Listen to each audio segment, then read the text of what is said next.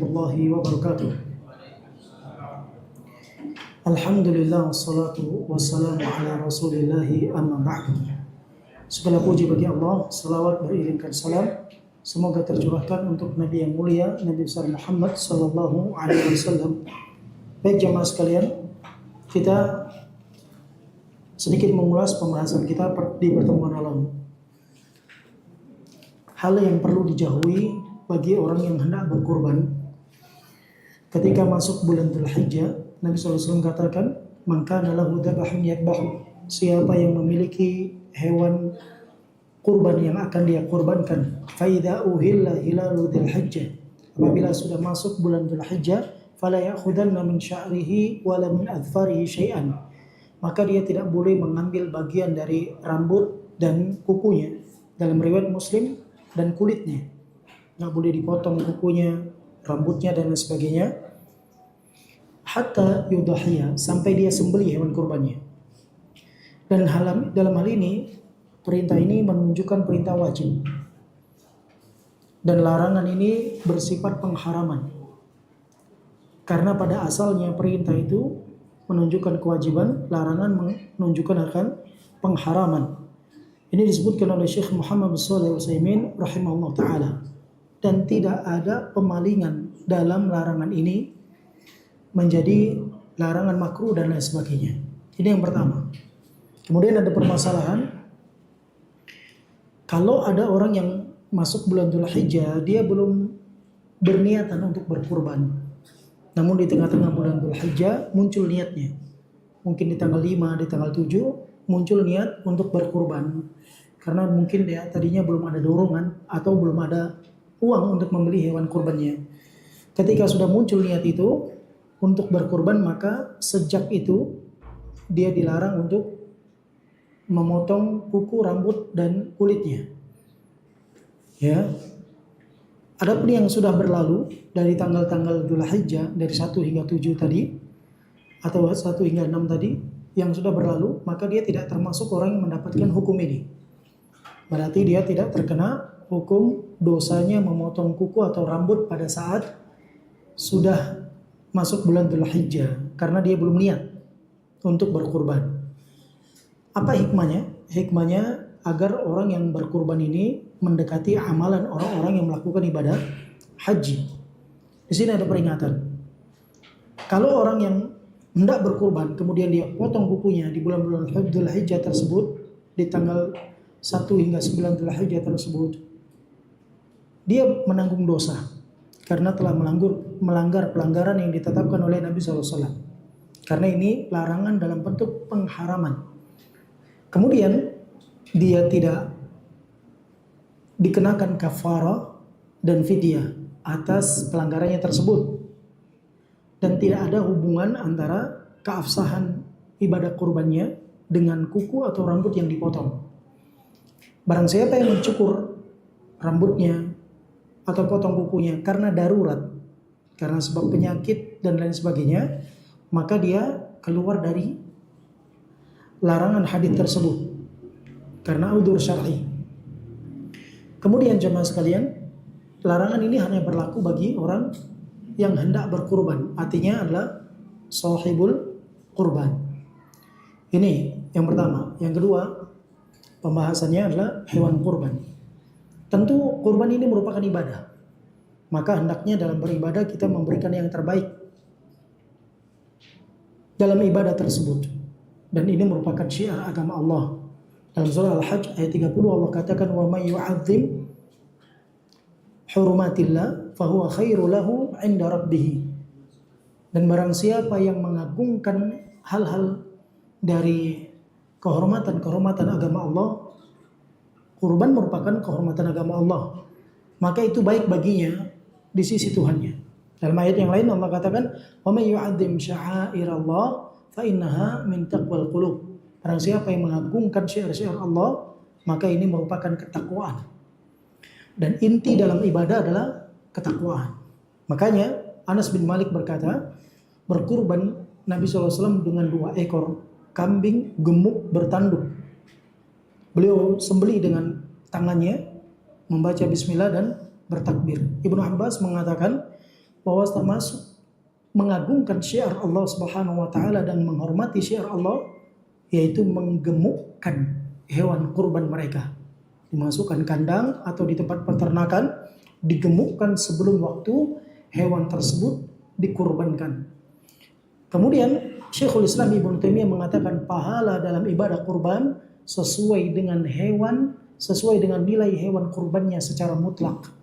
Imam Asy-Syaukani mengatakan di dalam hadits yang disebutkan oleh Nabi Shallallahu Alaihi Wasallam terdapat anjuran untuk menggemukkan hewan kurban, karena pada zahirnya Nabi SAW mengetahui perbuatan para sahabat tersebut.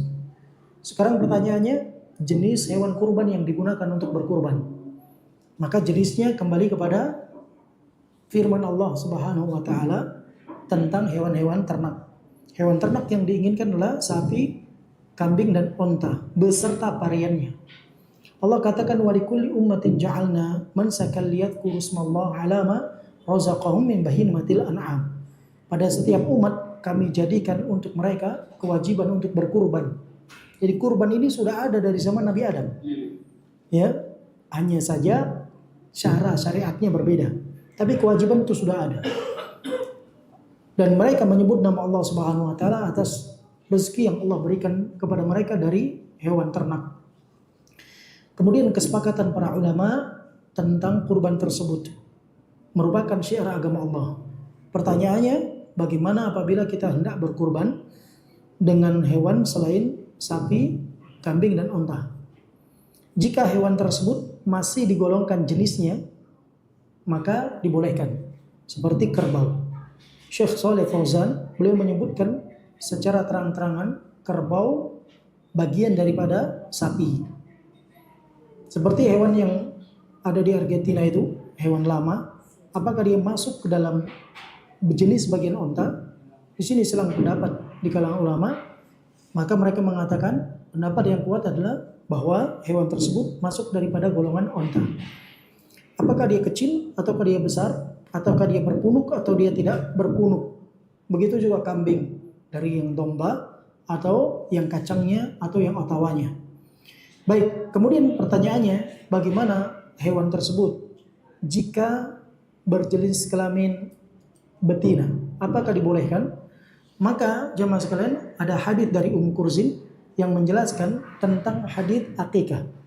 Beliau katakan, Nabi SAW bersabda, akikah buat laki-laki 2 ekor kambing, buat wanita 1 ekor kambing, tak peduli bejantan atau betina. Al-Imam Fairuz Abadi beliau mengatakan dalam urusan akikah dibolehkan, maka dalam urusan kurban dibolehkan. Ini menunjukkan dibolehkan dalam urusan akikah, maka menunjukkan bolehnya dalam urusan berkurban karena kedekatan antara hukum akikah dengan kurban. Namun pada umumnya hewan betina tidak lebih mahal daripada hewan ternak pejantan. Artinya pejantan lebih mahal daripada yang betina.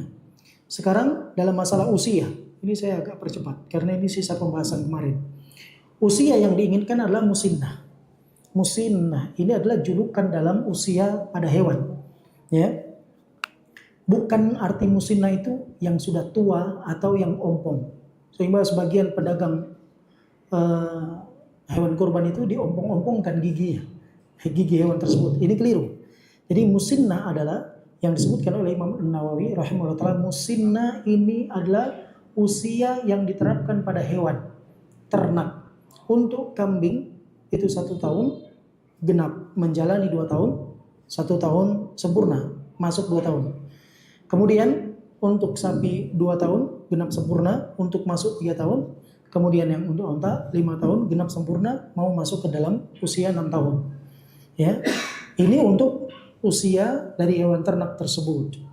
Nabi SAW katakan dalam usia kambing ini, ya, ada usia yang disebutkan dengan jada'ah. Namun dikhususkan pada domba, itu usia 6 bulan. Itu apabila seseorang tidak memungkinkan untuk mendapatkan hewan kurban yang dia inginkan dari kambing, sapi dan onta, maka dia boleh menyembelih hewan jada'ah dari domba. Jada'ah dari domba. Atau karena tidak ada finansial yang cukup untuk membeli hewan kurban dengan harga kambing, dengan harga kambing. Nabi katakan la tadbahu illa musinnatan. Kalian tidak boleh menyembeli kecuali hewan yang musinnah. Hewan yang sudah sampai usia 1, 2, 5. 1 tahun buat kambing, 2 tahun buat sapi, 5 tahun buat onta. Kata Nabi, illa, kecuali an ya'sur alaikum, susah bagi kalian. Susah dalam harta atau susah dalam mencari hewan ternak tersebut. Fatadbahu jad'atan min ad-dha'n. Kalian boleh menyembeli ya yang usia 6 bulan daripada domba. Ya, tidak peduli bagi seorang yang berkurban apakah dia pejantan atau betina. Dari sini kita tahu kurban minimalis. Kurban minimalis bagi orang yang hendak berkurban adalah kambing domba berusia 6 bulan betina. Ini usia ini kurban minimalis. Karena biasanya ini lebih murah. Biasanya ini lebih murah, sekitar 1 hingga 1-2 juta rupiah. Kemudian bagi yang hendak berkurban, perhatikan. Ada larangan yang perlu diperhatikan untuk hewan tersebut, yaitu cacat pada hewan tersebut. Ada 4 cacat yang diharamkan atau dilarang untuk dijadikan hewan kurban. Kata Nabi SAW, arba'un la yajuzna. Ada 4 golongan yang tidak boleh dijadikan hewan kurban. Nabi katakan, mengisyaratkan dengan jemarinya. Yang pertama, al-aura'u al-bayyin auraha. Betul-betul buta, jelas butanya. Wal maridatul lati wal al-bayyin maraduha.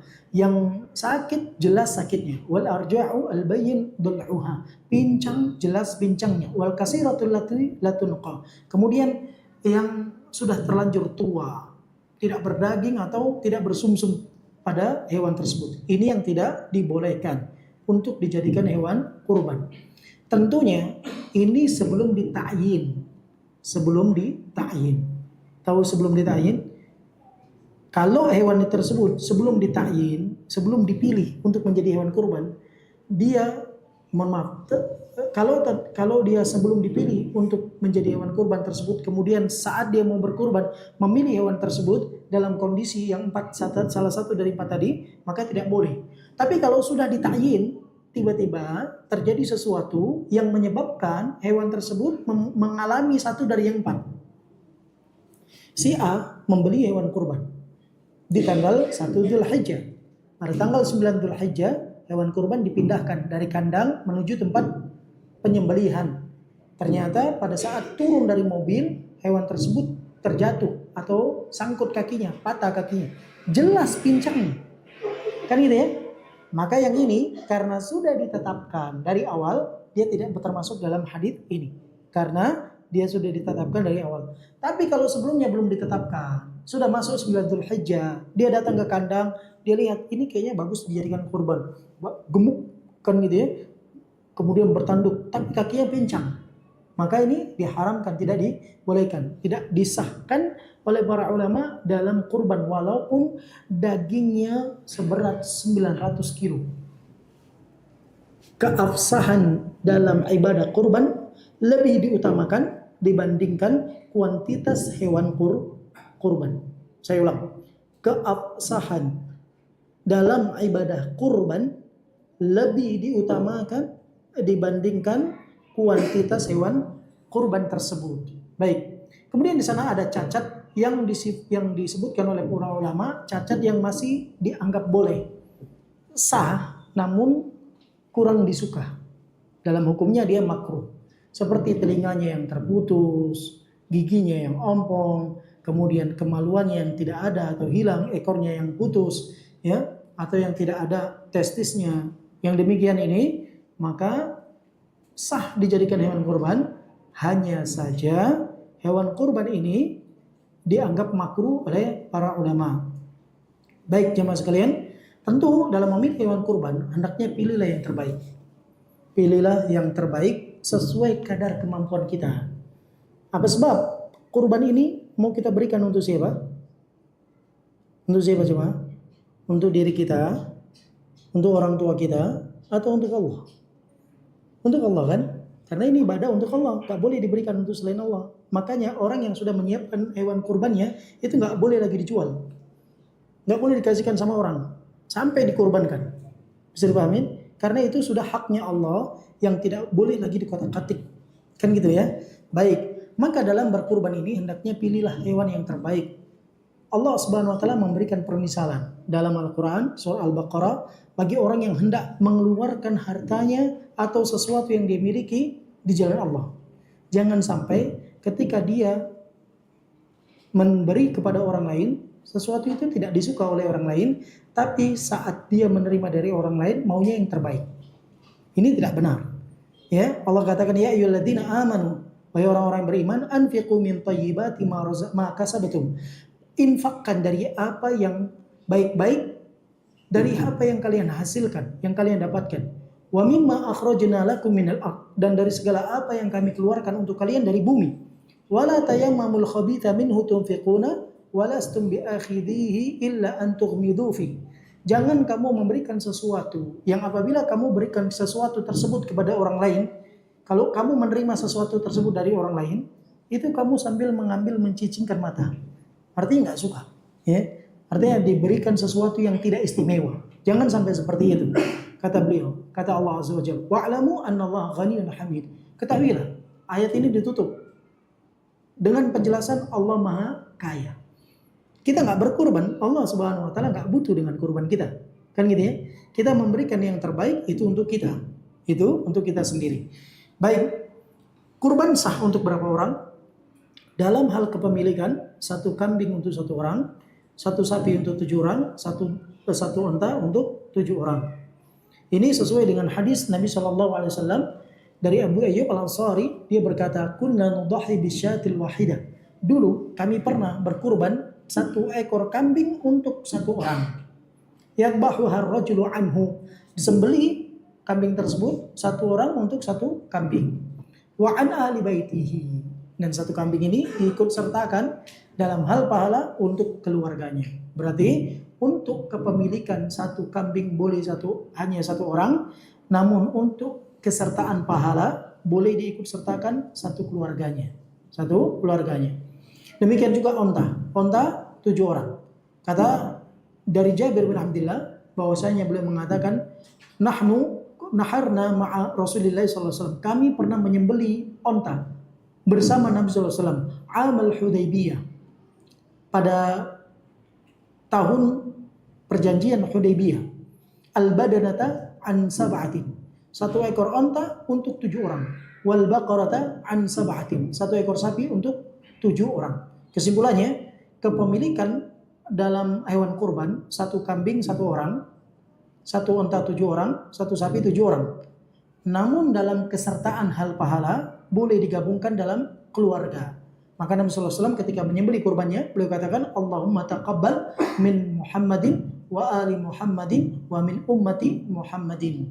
Ya Allah, terima dari Muhammad, keluarga Muhammad dan umatnya Muhammad. Imam An-Nawawi rahimahullah ta'ala mengatakan, hadits ini maksudnya adalah berserikat dalam hal pahala, bukan berserikat dalam kepemilikan hewan kurban. Maka di sini kita dapatkan kekeliruan dari tanda kutip lembaga-lembaga yang berkurban secara asosiat, secara berserikat, ya. Tapi di atas namakan lembaga, kan nggak jelas. Harusnya dimiliki itu hewan milik siapa? Misalnya lembaga A punya 2 ekor sapi. Di dalam lembaga tersebut ada 200 orang, tapi ada 2 ekor sapi. Ini punya siapa? Kan gitu ya. Kalau mau dikepemilikan hanya 14 orang saja yang bisa maksimal. Kan gitu ya. Yang 200 orang, yang sisanya 100 sekian orang itu gimana? Ya dia tidak masuk. Tapi kalau dijadikan 2 ekor sapi untuk 200 orang, ini enggak sah. Ini tidak sah. Karena amalan tidak diterima kecuali 3 syaratnya. Pertama, iman. Kedua, ikhlas. Ketiga, menteladani Nabi dengan 6 hal. Caranya, waktunya, tempatnya, kemudian takaran dan ukurannya, tentang sebabnya, ya, mengikuti hal itu dari Nabi SAW. Baik jemaah sekalian, karena waktu, maka kita langsung ke dalam pembahasan panitia kurban. Bisa kita bahas waktu penyembelihan kurban. Kita akan bahas tentang fikih ringkas panitia kurban. Dalam hal ini jamaah sekalian, terkait panitia kurban, ini akan ada terkait dengan sahibul kurban. Nanti terkait dengan sahibul kurban, terkait dengan keabsahan kurban, dan terkait dengan hukum halal haramnya dalam ibadah kurban tersebut. Maka dalam ibadah itu yang terpenting adalah keabsahannya. Ini ibadah dianggap sah atau tidak, walaupun tidak terkuantitas yang besar. Namun kalau ibadah ini kuantitasnya besar, diiringi dengan keabsahan, ini lebih baik. Baik, sekarang yang jadi pertanyaan, biasanya dalam kehidupan kita, di kampung-kampung atau di kota-kota, panitia kurban itu mereka lah yang dijadikan orang-orang dalam pendistribusian hewan kurban. Betul ya? Si A berkurban, dititipkan sama siapa? Panitia, kan gitu. Maka ada panitia yang dibentuk, apakah di masjid atau di kampung atau di kelurahan dan seterusnya. Biasanya siapa yang mengatur pembagian itu? Sohibul kurban atau panitia kurban? Ya, kebiasaan yang berjalan di lingkungan masyarakat kita adalah panitia kurban. Baik, berarti terkait di sini panitia itu ada hubungan eratnya dengan apa? Distribusi daripada hewan kurban. Maka dari sini jamaah sekalian, sebelum kita membahas jauh tentang panitia hewan kurban ini, maka kita harus tahu bagaimana posisi panitia hewan kurban. Posisi panitia hewan kurban ini sebagai apa? Kan gitu ya? Baik. Boleh jadi panitia itu ya menjadi wakil dari sahibul kurban. Wakil siapa? Panitia wakil dari sahibul kurban. Betul ya? Boleh jadi panitia ini adalah wakil dari sahibul kurban. Kedua, boleh jadi panitia ini adalah pekerja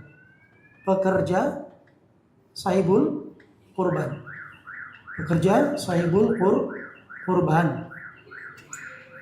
Nah, karena panitia merupakan wakil, maka wakil ini jamaah sekalian biasanya memiliki sifat seperti apa yang diwakilkan. Kan gitu ya? Wakil itu punya wewenang seperti pemilik selama syarat dan ketentuan yang ditetapkan. Kalau kata pemilik demikian, dia akan jalankan. Dan wakil itu bisa mengambil keputusan dari pemilik hewan tersebut, ya, selama syarat dan ketentuan berlaku. Maka wakil ini, jika dia adalah bersifat wakil panitia tersebut, maka mereka ini sifatnya adalah ta'awun atau sifatnya sosial. Ya kan? Betul ya? Sifatnya sosial. Orang yang bersifat kerjanya sosial, maka mereka tidak apa? Tidak dibayar. Kan gitu ya? Baik. Kalau sekiranya panitia tadi bersifat pekerja bagi pemilik hewan kurban, maka dia bersifat, maka di sini bukan lagi ta'awun, maka berubah dia menjadi apa? Komersil. Orang yang berkomersil dalam bekerja, dia berhak untuk menerima apa? Upah. Ya kan? Berhak menerima upah. Nah, dalam hal ini bolehkah ya? Kemudian sebelum saya masuk, bolehkah? Di sana ada istilah yang dibuat-buat oleh sebagian oknum panitia. Istilah yang dibuat-buat oleh sebagian oknum panitia. Dalam hal ini apa? Panitia apa? Kurban. Apa itu istilahnya? Amil apa? Kurban. Apa tujuan istilah ini digunakan? Tujuannya untuk meraup.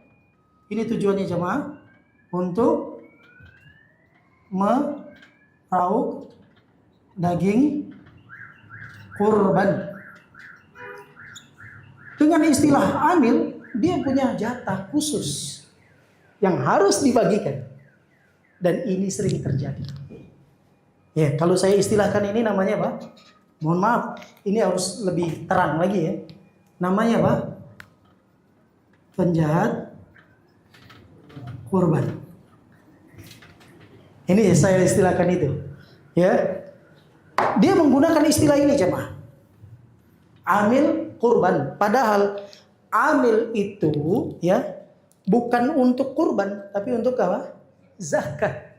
Kan gitu ya. Imam Asy-Syaukani beliau mengatakan yang dikatakan amil adalah yang mereka su'ad al-jibad, mereka yub'atuhul amir li tahsili az-zakah.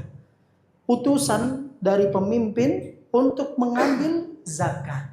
Artinya dia punya legalisasi dan dia punya kekuatan hukum untuk mengambil haknya. Ini amil dan itu dia mendapatkan gaji khusus atau mendapatkan float khusus. Adapun dalam kurban tidak ada amil kurban. Berarti kurban itu ada apa namanya? Panitia. Sebetulnya kurban itu nggak butuh panitia, jemaah. Kurban ini ibadah masing-masing. Cuma orang sekarang tuh nggak seperti orang dulu, lebih manja. Manja, maunya kan terima bersih, kan gitu ya. Kalau orang dulu, Nabi SAW berkurban dalam hadits Anas bin Malik, ya, dohan Nabi sallallahu alaihi wasallam kabashaini amlahaini aqranaini biyadihi, dabahahuma biyadihi wasamma wa kabbar. Nabi SAW menyembeli hewan kurbannya 2 ekor kambing gemuk bertanduk, menyembeli dengan tangannya, baca bismillah Allahu Akbar. Ketika beliau menyembeli 100 ekor onta, maka ketika beliau berkurban 100 ekor onta, 63 onta beliau sembelih dengan tangannya, sisanya diserahkan Ali, lanjutkan. Kan gitu ya? Kemudian Nabi perintahkan kepada Ali, silahkan dibagikan semuanya. Tidak ada yang disisakan. Nah, terkait hal ini, maka terkait pendistribusian. Hadis ini akan kita bacakan. Dari Ali bin Abi Thalib radhiyallahu anhu, beliau mengatakan, Nabi SAW perintahkan kepada aku untuk mengurusi onta-ontanya. Saat itu Nabi berkurban berapa onta? 100 ekor onta. Nabi sembeli dengan tangannya sendiri 63 ekor onta. Sisanya berapa berarti? 63 berarti 37 ekor onta Ali yang menyembelihnya. Kan gitu ya. Kemudian Nabi SAW, kemudian Ali mengatakan, wa uqsima juludaha wa jilalaha. Kemudian aku diperintahkan untuk membagi dari daging kulit-kulitnya dan semua aksesoris yang melekat pada hewan kurban tersebut. Wa amaroni, dan aku diperintahkan, kata Nabi SAW, kata Ali, dan aku diperintahkan oleh Nabi SAW, alla u'tiyal jazara minha syai'a, agar aku tidak memberikan kepada tukang jagal, tukang potong. Karena Nabi tadi menyembelih sendiri 63 unta, kemudian sisanya diserahkan Ali. Berarti di sana Ali menyertakan orang lain untuk memotong, kan gitu ya. Nah, tapi pesannya Nabi semua harus dibagikan, jangan ada yang sisa. Sampai dagingnya, kulitnya, aksesorisnya nggak boleh diberikan kepada tukang jagal. Maka Ali mengatakan, wa nahnu nu'tihi min indina. Kami berikan tukang jagal tersebut dari uang kami sendiri, bukan dari uang Nabi, tapi dari uang Ali radhiyallahu anhu sendiri. Baik, karena panitia ada kaitan erat dengan distribusi hewan kurban, maka jemaah sekalian, kalau panitia merupakan wakil, ya, maka bersifat ta'awun dan sosial, artinya tidak dibayar. Kalau kiranya panitia menjual daging, kulit atau aksesoris yang dihasilkan dari hewan kurban, maka ini dia masuk ke dalam larangan hadits Nabi SAW, man ba'a jilda udhiyatihi fala udhiyalahu. Siapa yang menjual kulitnya aja nggak boleh, apalagi yang lainnya, kan gitu ya, maka tidak ada kurban baginya. Artinya pahala kurbannya sirna, hilang, batal. Loh Ustadz, kan yang jual bukan sahibul kurban, kan panitia kurban. Panitia ini kan sudah dijadikan wakil oleh siapa? Sahibul kurban. maka apa yang ditindak tandukin oleh panitia maka menjadi perbuatan sahibul kurban. Dipahami cuma? Ingat, jual beli bukan hanya dengan uang. Jual apa? Beli. Jual beli itu bisa berlangsung dengan 4 cara. Yang pertama, jual beli dengan uang. Dagingnya oleh panitia dijual, atau kulitnya, atau yang terkait dengan hewan kurban tersebut dijual dengan alasan. Apa alasannya? Kita butuh operasional. Ya, kadang-kadang seperti itu jemaah. Butuh operasional untuk kegiatan kurban. Butuh bayar tenda, butuh beli plastik, butuh beli pisau, butuh dan lain sebagainya. Sehingga biaya itu mereka tidak memilikinya. Untuk bisa membayar biaya kebutuhan tersebut, dia harus menghasilkan uang. Dari mana? Dari daging atau yang lainnya dijual untuk operasional tersebut. Boleh? Maka di sini jawabannya tidak boleh. Dan ini membatalkan daripada daging pahala hewan kurban tersebut. Yang kedua, dijual dengan cara barter. Barter. Ini namanya BO muqayyadah. Ya, jual dengan cara barter, daging dengan daging. Mungkin dia onta dengan sapi, onta dengan kambing, kambing dengan onta. Ini tidak dibolehkan. Ya, karena jual beli ini sudah berlaku dari zaman ke zaman hingga hari ini sebagian masih berlaku. Maka ini bisa membatalkan daripada hewan kurban atau pahala kurban. Mungkin panitia punya niat baik. Ya, ini kan yang sahibul kurban cuma potong kambing hari ini. Pengen nanti makan sapi, gimana caranya? Tukarin aja. Makanya panitia ini harus jeli. Jangan sampai nanti pemilik hewan kurban si A, B, C, D, E. Kan gitu ya. Dia ini kambing, ini sapi, ini kambing, ini sapi, ini kambing. Jangan nanti kambing sapi ini floatnya dicampur adukan. Jangan disatukan, jangan. Kambing milik A, ya udah diletakkan di A, jangan dipindah B, C. Karena nanti ada pengaruh. Apabila tertukar, kemudian dijual. Dan yang menjual boleh jadi pemilik hewan kurban tersebut. Dia mengira itu adalah hadiah dari punya temannya, padahal miliknya sendiri. Bisa dipahami? Nah, ini perlu kejelian nih. Maka panitia di sini memperhatikan float masing-masing pemilik. Ini kambing nomor 1 milik si A. Dipotong, letakkan nomor 1 A. Letakkan nomor 2 B, nomor 3 C, nomor 4 D, dan seterusnya. Sehingga tidak tertukar. Nanti pemilik bisa mengambil barang sendiri. Kan gitu ya? Nah, baik. Kemudian kalau barter bagaimana Ustaz? Barter merupakan cara jual beli.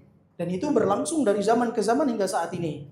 Maka apabila dia jual dagingnya dengan cara barter, maka membatalkan ibadah kurbannya. Kemudian jual dengan jasa. Jual dengan jasa. Boleh jadi ketika dia menyembelih, bukan dia sendiri yang menyembelih, tapi dia panggil tukang sembelihan. Boleh? Mungkin dia panggil tukang sembelihan. Ketika dia memanggil tukang sembelihan itu butuh uang. Atau butuh sesuatu yang dia beri. Kan gitu ya? Gini Pak, potong sapi ini nanti biasanya bayar berapa Pak? Biasanya saya dibayar 1 juta 1 ekor sapi. Oh boleh Pak, tapi kami kayaknya nggak sanggup untuk ngasih 1 juta. Bapak boleh potong, ya kami kasih 800 ribu, nanti kepalanya boleh dibawa pulang. Berarti di sini ada apa? Bayar jasa dengan bagian anggota tubuh hewan kurban. Maka ini membatalkan pahala kurban. Dipahami Pak? Dipahami ya? Baik, yang keempat, ya, menjual hewan kurban dengan fasilitas. Ya, fasilitas atau perlengkapan. Biasanya orang yang mau berkurban itu, kalau dia sudah terbentuk panitia, butuh terpal, butuh tenda, butuh kursi, butuh alat-alat yang lain. Ya kan? Kalau dia mau sewa, butuh biaya. Kan gitu ya? Sementara operasional itu nggak bisa diambil dari sini. Kan gitu. Bagaimana caranya? Oh, Kan kita kan kegiatannya di masjid. Kita ambil saja uang infak masjid untuk bayar operasional kurban. Ini salah satu kekeliruan terbesar panitia kurban. Kenapa? Infak masjid untuk operasional masjid. Tidak ada hubungan kurban dengan masjid. Bahkan Nabi melarang menyembelih hewan kurban di masjid. Bisa dipahami jemaah? Kenapa? Karena darah yang tumpah dari hewan sembelihan itu najis. Masjid nggak boleh dijadikan tempat najis. Dipahamin? Maka dari itu, untuk bisa mendapatkan fasilitas bagaimana Ustaz? Kan gitu ya? Maka mungkin mereka berpikir, ini Pak, Bapak kan punya tenda gini-gini, saya boleh pakai Pak tendanya? Oh, buat apa? Perlengkapan buat kurban besok Pak. Oh boleh nggak apa-apa, tapi jangan lupa dagingnya ya. Ungkapan ini jemaah sekalian adalah tanda bahwasanya orang tersebut meminta bayaran apa? Dengan fasilitas yang dimiliki dengan daging kurban. Ini membatalkan. Mau dia pisau, mau dia kampak, mau dia gergaji, mau dia mesin potong daging, mesin potong tulang, atau yang lainnya, semua fasilitas dan perlengkapan tersebut tidak boleh dibayar dengan hasil daripada hewan kurban. Dipahami jemaah? Terus bagaimana Ustaz? Kurban ini jemaah sekalian merupakan ibadah. Bukan hanya ibadah, namun ini merupakan pesta. Merupakan apa? Pesta. Pestanya siapa? Pestanya umat Islam. Ini pesta umat Islam. Kalau 17-an bisa dikutip dari masyarakat, maka harusnya kurban juga bisa dikutip dari masyarakat. Kalau masyarakat mungkin sulit, tidak berkenan, maka bisa dibuka dengan lembaga tertentu yang bersifat donasi untuk operasional ini. Ya, operasional. Udahlah panitia setahun nggak dibayar, suruh bayari operasional. Ya kan? Kan nggak mungkin. Sudah capek, nggak dibayar, suruh bayari operasional. Belum lagi nanti sapinya kabur. Ada masalah baru itu kalau sapinya kabur. Ya, dulu saya pernah dengar nih di daerah Langsa, ada yang sapinya mau dipotong kabur jemaah. Kan gitu. Itu masalah baru. Kalau dia sifatnya ta'awun sosial, kabur sapinya, gimana? Apakah harus diganti? Dan siapa yang harus mengganti? Antum Pak Ilyas, berkurban seekor sapi, dititipkan sama teman-teman, contoh ya Pak. Saya SML. Alhamdulillah hari ini SML sudah tahun keberapa Ustaz? Kelima ya? Ketiga atau kelima nih untuk kurban? Keempat ya, udah keempat ya. Udah mulai terus berkembang pengalamannya. Pada saat dititipkan H-1 sapinya kabur. Enggak dimaling, dia kabur. Hilang sapinya. Nah, kira-kira Pak Ilyas gimana? Ya enggak apa-apa lah, kan kita tahu. Mau Pak Ilyas? Jujur. Gimana? Saya lihat ada Bang Faisal. Gimana Bang? Kira-kira kayak gitu. Enggak apa-apa lah, kan teman-teman SML juga tahun. Sifatnya kan enggak dibayar, sosial, enggak perlu ganti. Nanti saya beli lagi. Gitu. Itu ada di negeri Konoha. Di negeri kita sulit dicari. Kan gitu ya? Sulit jemaah. Terus bagaimana? Nah, di sini ada sistem namanya teledor. Teledor atau ketidakpedulian. Tanda seorang teledor melakukan sesuatu yang seharusnya tidak dilakukan. Melakukan sesuatu yang seharusnya tidak dilakukan. Tidak melakukan sesuatu yang harusnya dilakukan. Bisa dipahami? Dua poinnya. Melakukan sesuatu yang seharusnya tidak dilakukan. Harusnya ini kan dia tidak melakukan sesuatu tersebut. Karena perbuatannya itu, kambingnya kabur atau sapinya kabur. Udah tahu kandangnya ditetapkan, sudah diikat, sama dia dilepas. Gak apa-apa, biar makan bebas. Ini kan sesuatu yang teledor. Kan gitu ya. Maka kabur itu yang tanggung jawab, walaupun dia panitia, sosial, tahun, tetap dia harus ganti. Karena dia teledor. Ya. Atau tidak melakukan sesuatu yang seharusnya dilakukan. Panitia itu kan wakil. Betul kan? Dititipkan. Wakil itu ketika dititipkan harusnya dia menjaganya. menjaganya, siapkan pengamanannya, APD-nya dan seterusnya. Ternyata pada saat dia sudah siapkan semuanya, dia sudah melakukan itu semuanya hilang, ya ini namanya musibah. Karena keteledoran yang terjadi, bukan karena keteledoran terjadi, karena sesuatu titipan yang terjadi adanya resiko. Resiko yang terjadi bukan diinginkan oleh sebagai wakil tadi, hilang. Makanya di sini musibah. Musibah buat siapa? Sahibul kurban. Maka tidak ada ganti sahibul kurban yang bersabar. Pahalanya insya Allah tetap sampai walaupun sapinya nggak jadi dipotong. Dipahami jamaah? Dipahami. Tadi sampai mana? Ini ya. Kalau dijual dengan fasilitas atau perlengkapan, maka dia tidak sah. Ini. Berarti Ustaz, kalau gitu, panitia ini karena dia menjadi wakil dan dia tidak dibayar, berarti nggak dapat apa-apa. Berarti nggak dapat apa-apa. Ya kalau dia mau dapat pahala besar ya alhamdulillah nggak apa-apa. Saya pingin lah panitia tetap dia makan daging. Masa nggak juga makan daging? Maka muncul pertanyaan, Ustaz, kami sebagai panitia bolehkah masak daging kurban untuk makan-makan? Ingat, panitia adalah wakil dari sahibul kurban. Apa yang dilakukan panitia merupakan tindak tanduk dari sahibul kurban. Syarat dan ketentuan berlaku. Bisa dipahamin? Ketika panitia sudah ada akad dengan sahibul kurban, ini nanti mungkin kami mau masak dari daging kurban itu. Oh, nggak apa-apa. Berarti di situ dia masak dan dimakan untuk panitia, maka dibolehkan. Dipahami jemaah? Dipahami. Bukan upah. Tahu dari mana saat kalau itu bukan upah? Tahu dari mana? Baik. Ini jemaah. Kita tahunya. Orang yang komersil upahnya pertama terikat. Kedua, tuntutan. Upah itu biasanya terikat.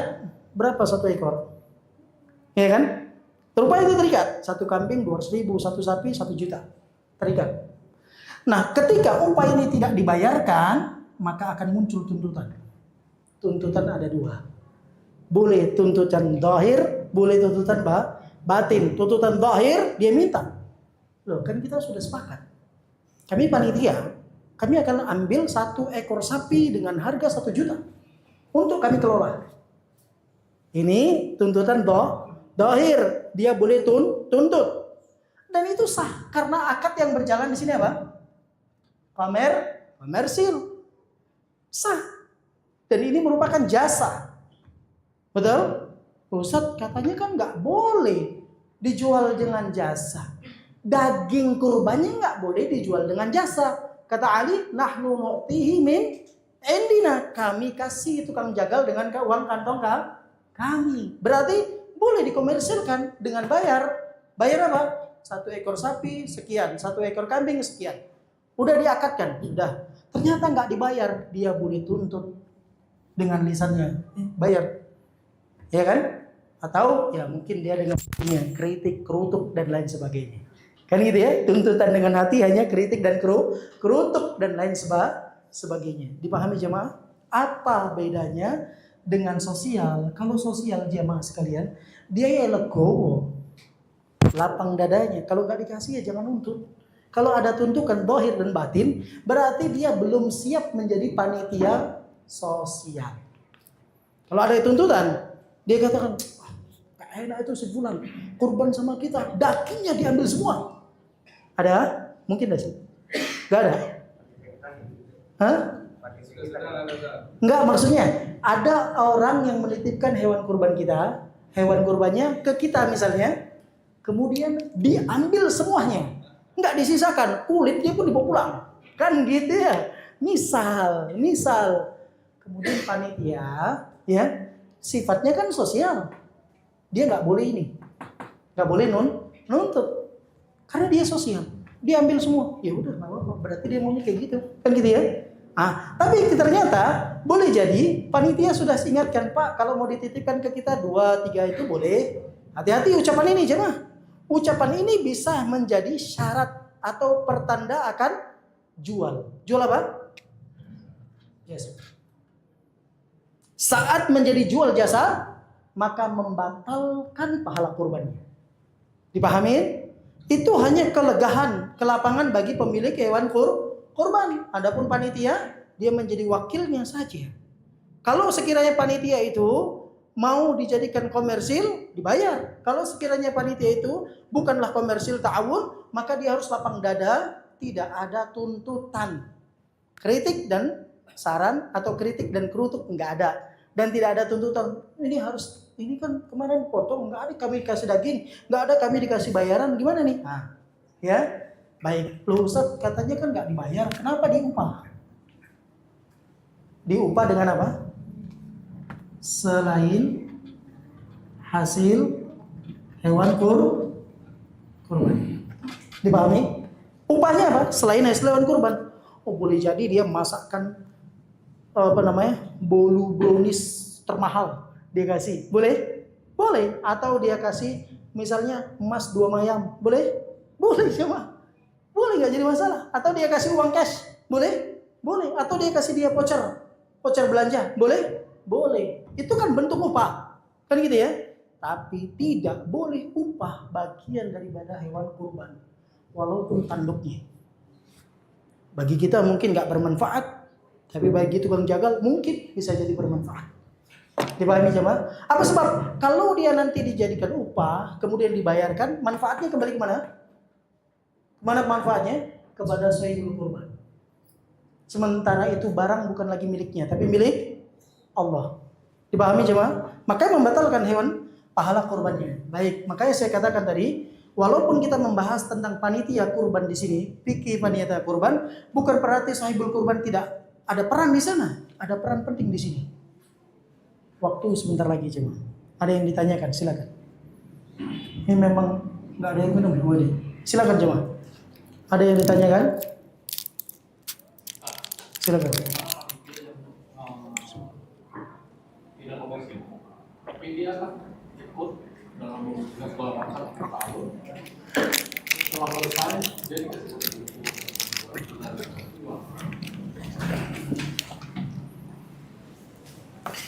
dalam perjalanan kepanitiaan yang berjalan di masyarakat kita, ini boleh saya hapus ya. Panitia itu terjadi pengkelompokan secara alami. Takdirnya seperti itu yang berjalan. Ya. Panitia dalam kelompok. Dalam kelompok. Yang pertama, tim inti. Tim inti biasanya Pak, itu ada orang-orang yang dia lengkap APD-nya.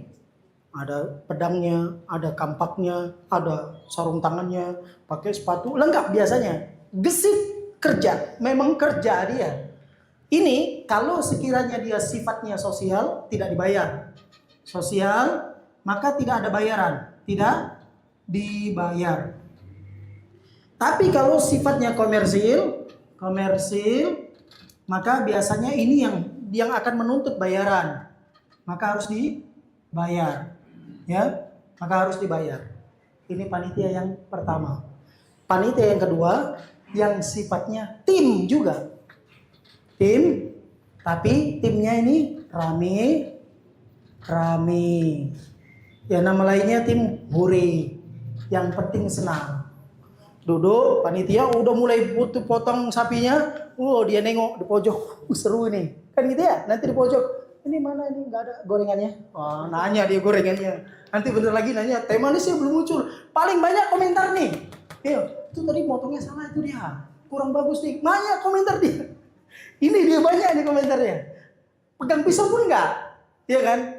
Pegang golok pun enggak. Ya, dia paling nanti cari mana sendoknya, mana piringnya. Waktu masakan matang nggak? Pertama cari sendok piring dia nih. Namanya tim panitia hore. Biasanya ini rame. Mana yang lebih rame? Inti atau hore? Hore. Baik, ya. Ini jemaah. Ini dipahami ya. Nah, biasanya di tim hore ini muncul jemaah. Mohon maaf ya. Ini yang berjalan secara tidak langsung. Muncul pengklasifikasian. pembagiannya. Biasanya pertama di sini ada mohon maaf, tokoh masyarakat. Ini muncul biasanya.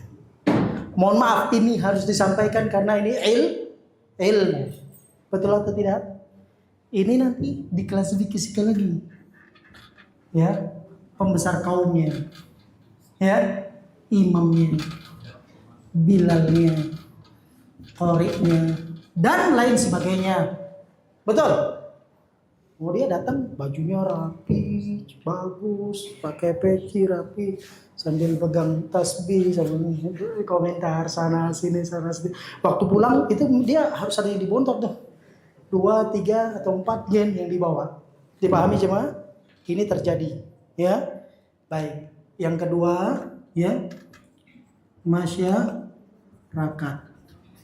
masyarakatnya. Biasanya kalau ibadah kurban itu berlangsung, yang nggak diundang pun datang jemaah. Ramai masyarakat, dan itu dari yang paling kecil sampai yang paling tua itu datang tuh.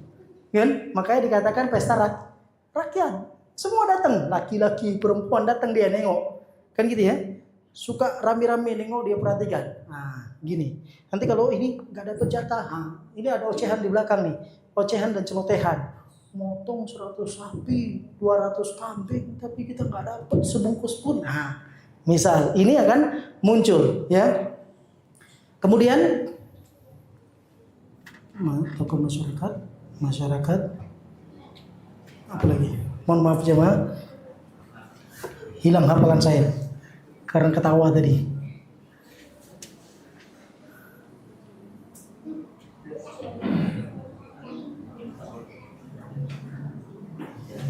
Nah, baik. Kemudian di sini ada panitia. Kemudian di sini panitia. Yang keempat di sini ada tukang jagal. Baik, pertanyaannya, yang terikat dengan kegiatan ini siapa jemaah? Biasa ini ya, yang terikat nih. Kan gitu ya? 2 ini. Kalau orang ini dikasih jemaah daging tadi, ini tidak mempengaruhi keabsahan dari kurban tersebut. Kan gitu ya? Cuma nanti bisanya masalahnya di sini. Ya kan? Kadang-kadang orang tuanya imam, kemudian anaknya tukang jagalnya, kepala PKK, ibu PKK, campur semua mantu-mantu, semua pulang dia bawa 10 bungkus, pemilik hewan kurban cuma 2 bungkus. Itu boleh jadi seperti itu, ya. Kemudian kalau panitia, kalau dia diberi dengan daging kurban sebagai jasa tidak dibolehkan. Tukang jagal diberi sebagai tukang jagal dengan jasa, maka tidak dibolehkan. Jadi Ustaz, tukang jagal dan panitia tidak boleh membawa daging kurban? Jawabannya tergantung. Kalau dia untuk jasa, maka tidak dibolehkan. Tapi kalau diberikan untuk, maka di sini distribusi. Maka distribusi kurban itu ada hadiah, sodako, kemudian makan sendiri, makan saibul kurban, dan simpan. Kalau panitia dijadikan hadiah, boleh terima? Boleh ya? Baik. Makanya akad ini penting jemaah. Kalau panitia mungkin, mohon maaf, ekonominya dia termasuk orang yang kurang. Misalnya, boleh menerima daging kurban sementara dia panitia. Karena dia miskin? Boleh. Bukan karena dia panitia, tapi karena dia miskin. Dipahami bang? Berarti panitia berhak nggak mendapatkannya? Tergantung. Kalau dia adalah golongan hadiah atau sedekah, maka boleh. Tapi kalau dalam golongan komersil, dalam golongan komersil menjadi upah dengan daging, maka tidak dibolehkan. Dipahami? Baik, ada lagi silakan. Silakan Pak.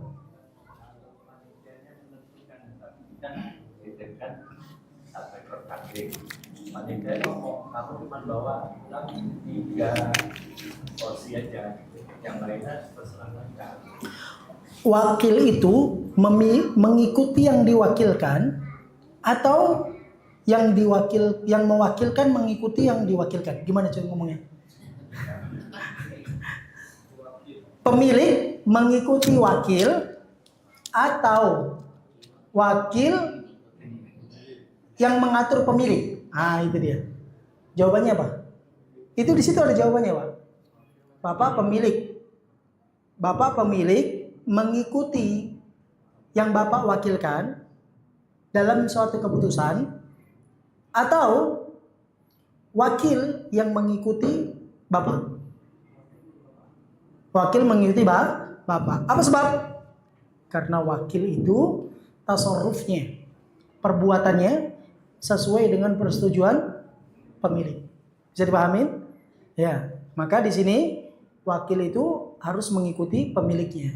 Kalau kata pemiliknya, oh enggak, saya mau ambil 20 bungkus, sisa 2 bungkus saya berikan untuk yang membutuhkan misalnya, atau untuk panitia yang miskin misalnya. Boleh. Kan itu dalam rangka sedekah. Tapi bukan berarti panitia yang menetapkan ini kamu pemilik daging kurban nih, pemilik sapinya, nanti kamu hanya boleh ambil 3 ya, sisanya taruh sini aja. Ah, ini namanya nanti kesannya nanti apa? Ada 2 di sini kesannya dia menjadi amil kurban yang istilah ini dibuat oleh dirinya, ya kan? Istilah ini dibuat oleh dirinya, atau ini menjadi apa namanya? Dia ada sini keterangan di sini. Amil yang menjadi penjahat kurban. Penjahat kurban dengan identitas amil kurban. Bisa dipahami?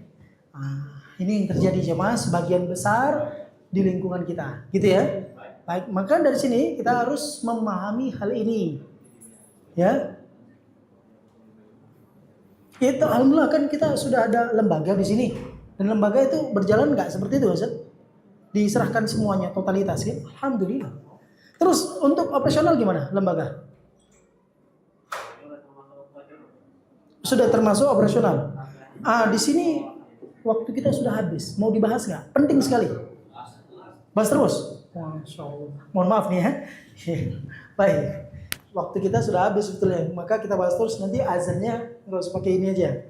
Yang biar nggak recok di luar. Baik. Gimana tadi? Baik. Karena panitia ini menetapkan. Panitia menetapkan apa? Menetapkan. Apa yang ditetapkan? Harga. Betul nggak? Ustaz, betul ya? Harga apa ini? Harga hewan kurban. Panitia menetapkan harga hewan kurban. Contoh kambing. Misalnya 3 juta. Plus operasional. Betul ya? Betul? Baik. Panitia ini kan menjadi wakil yang berjalan ini ya. Menjadi wakil. Dari mana kita tahu? Karena mereka tidak diupah. Mereka hanya menjadi sosial, kerja sosial, tidak diupah dan tidak dibayar, dan tidak ada pernah tuntutan. Akad yang berlangsung tanpa ada ucapan itu namanya uruf. Akad yang berlangsung tanpa ada ucapan namanya uruf. Dipahami ya? Kebiasaan dalam suatu tempat yang menjadi kebiasaan itu yang tidak menyelisih syariat itu menjadi hukum dalam syariat. Ya, contoh biasa kalau kita bertetangga di kampung itu, di rumah itu mungkin ada sepedanya, ada cangkulnya, ya boleh pakai aja. Uruf mereka demikian, ambil aja cangkul, ambil, kan gitu ya. Ya, boleh ngambil cangkulnya, pinjam, kembalikan lagi tanpa bicara, kan gitu ya. Nah, ini namanya uruf yang berjalan. Uruf yang berjalan itu akan menjadi hukum syariat apabila tidak menjadi hukum syariat. Nah, ini berjalan di dalam lembaga kita, kan gitu ya. Maka jemaah sekalian, ketika sudah ditetapkan seperti ini, maka berarti ini lembaga kita menjadi apa? Wakil. Wakil buat si pemilik hewan kurban atau calon pemilik hewan kurban. Maka ketika dia wakil jemaah, dia sudah menetapkan harga. Di sini ada jual beli yang agak, mohon maaf, belum terang.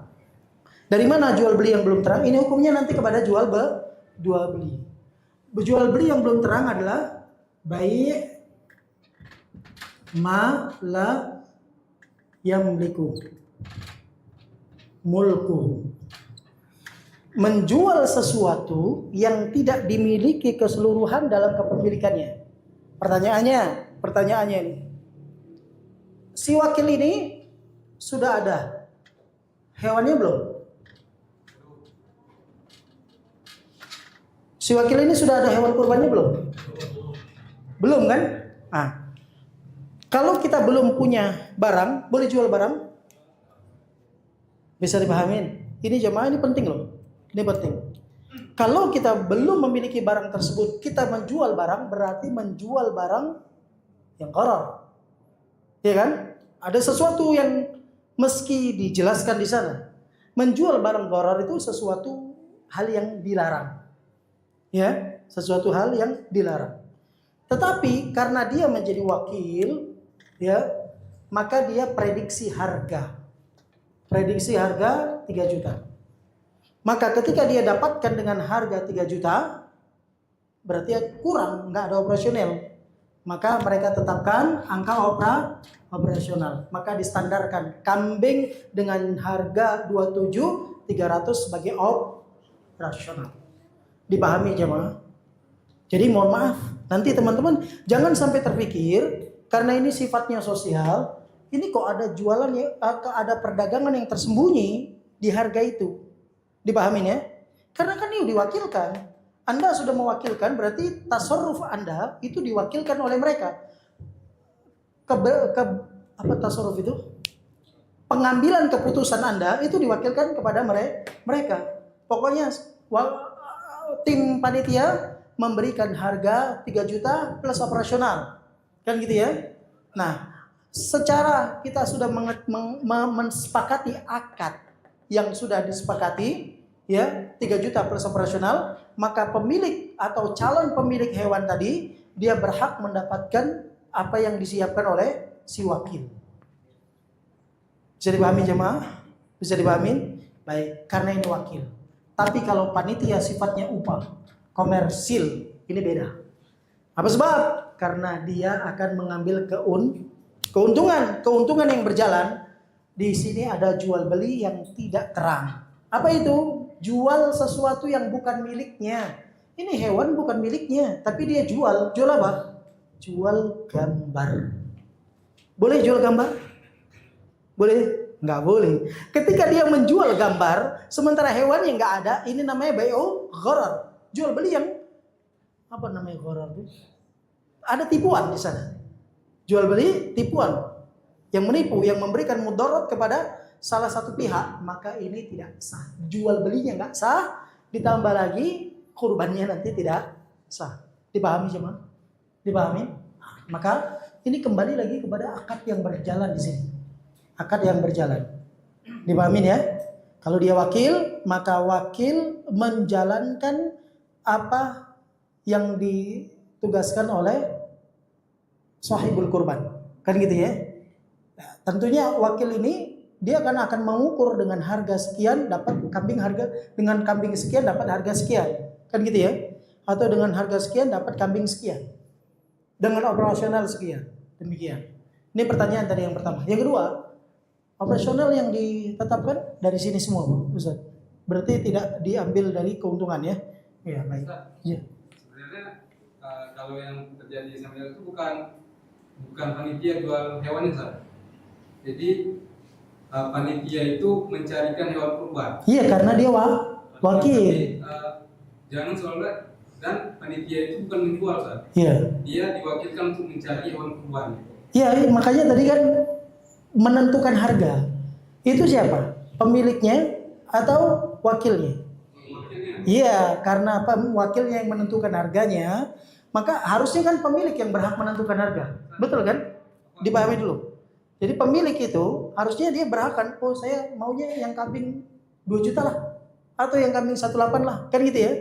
Namanya wakil, dia akan jalankan tugasnya. Namun wakil ini karena dia diwakilkan, dia punya akad yang berjalan di sana. Ketetapan kami, kalau kalian mau saya wakilkan kepada kami punya aturan. Aturannya kambing sekian harga dengan operasional. Ini sekian harga dengan operasional. Kami tidak punya kambing. Kami akan carikan kambing untuk kalian dengan harga sekian plus operasionalnya. Gitu kan? Dia tidak jual. Makanya karena dia tidak jual, maka dia tidak masuk ke dalam larangan ini. Mana tadi? Tim wakil. Tim wakil yang mana? Yang sosial. Dalam hal ini siapa tadi? Ya alhamdulillah lembaga yang di sini berjalan. Kan gitu ya? Tapi kalau yang dengan upah, kalau dia sudah tetapkan harga dari awal, panitia itu harga dari awal, kemudian dia yang cari barangnya, kemudian dia barangnya belum ada, dia kasih harga, itu berarti dia menjual gambar,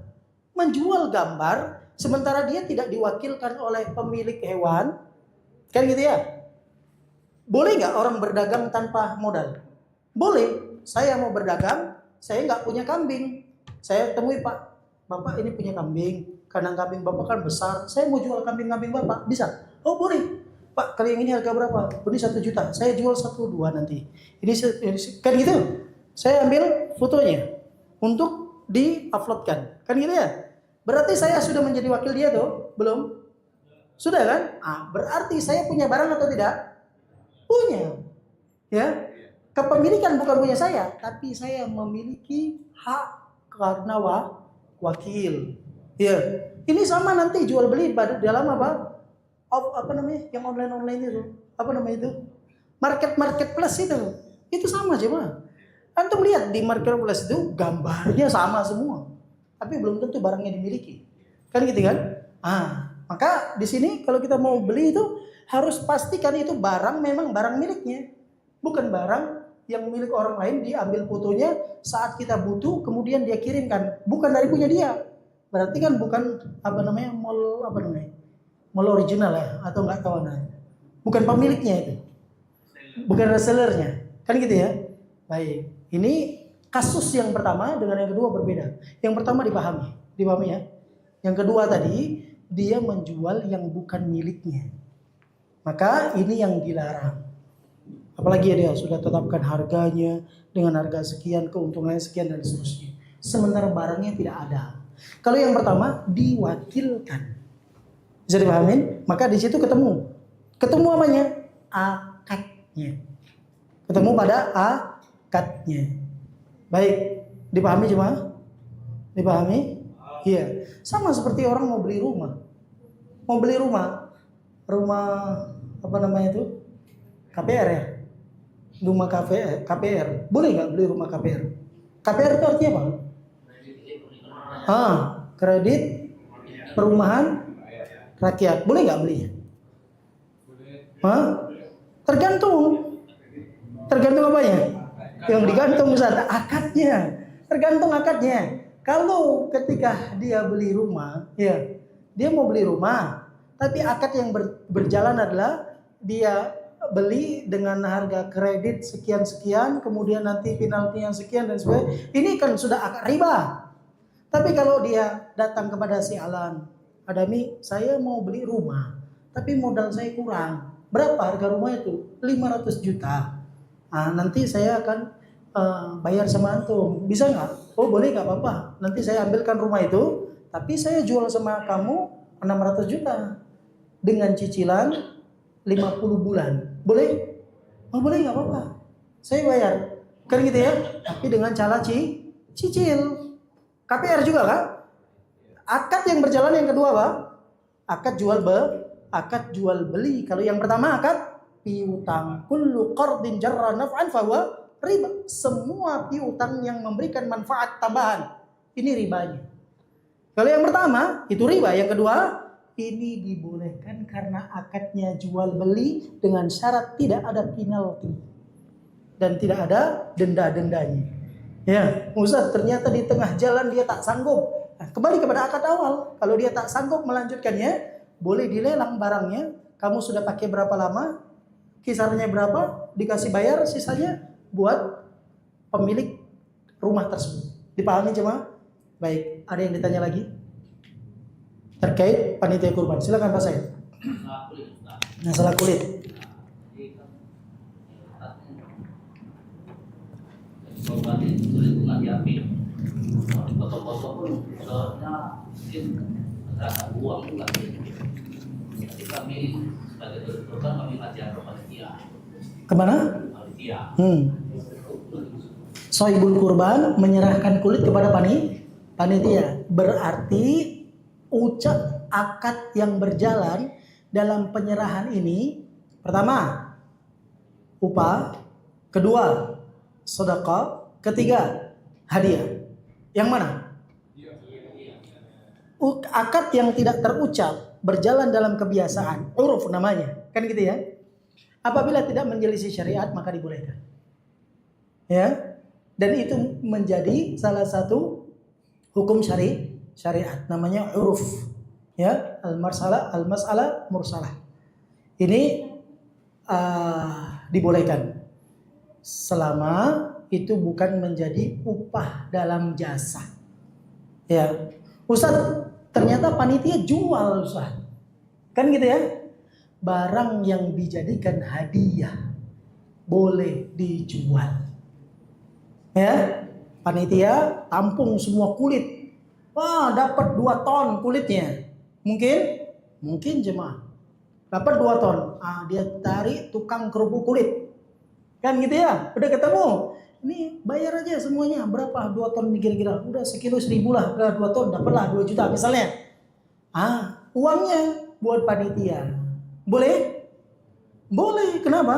Karena itu sudah hadiah. Hak mutlak berpindah. Hak mutlak berpindah kepemilikannya. Dipahami jemaah? Sama contoh misalnya si A berkurban, kurbannya mungkin dia banyak ya kan, sapi misalnya dapat 1.000 kilo, 1 ton sapinya. Kemudian dia hadiahkan dengan kawannya, ya 100 kilo dihadiahkan, luar biasa. Nah saat itu dia melihat kawan dia itu tukang bakso misalnya, digiling, dijual jadi bakso, boleh? Boleh, kan gitu ya? Karena itu hadiah, bukan jual beli, jasa, barter, fasilitas dan lain sebagainya. Dipahami jemaah? Baik, ada lagi? Bang Boy? Gak ada. Baik, ada lagi jemaah? Jelas nih? Ustaz Adami jelas? Ya? Kalau minta gimana? Misalnya kita gini, ya isi perut, kadang saya kurang nggak mau. Gimana ulangin? Isi perut itu dalam Pak, luar. Iya. Kebanyakan saya cuma nggak mau. Iya. Ternyata yang pekerja ini meminta. Tapi satu itu ada 2 orang. Dia tuh minta kalau dia itu misal, Pak, saya minta inilah, boleh nggak? Minta karena jasa atau karena apa ini? Karena suka, bukan karena jasa sebagai panitia. Karena kan karena kan sahibul kurban boleh jadi dia memberikan itu karena nggak enak nih sebagai jasa, kan gitu ya. Itu kembali kepada niat. Innamal a'mal binniyat. Kalau niatnya karena jasa nggak boleh, kan gitu ya. Kalau niatnya karena jasa nggak boleh, maka baiknya panitia itu menginformasikan ya untuk para sahibul kurban, jeruan dan kulit-kulit yang tidak dimanfaatkan atau yang belum termanfaatkan dengan baik, panitia ya akan menerima hadiah dari masing-masing sahibul kurban. Sampaikan aja kayak gitu di grupnya, biar supaya lebih terang. Akadnya kita bukan akadnya bukan jasa, karena akad itu merubah hukum. Akad itu merubah hukum. Baik, ada lagi? Jelas jemaah sekalian? Kalau memang jelas, ya berarti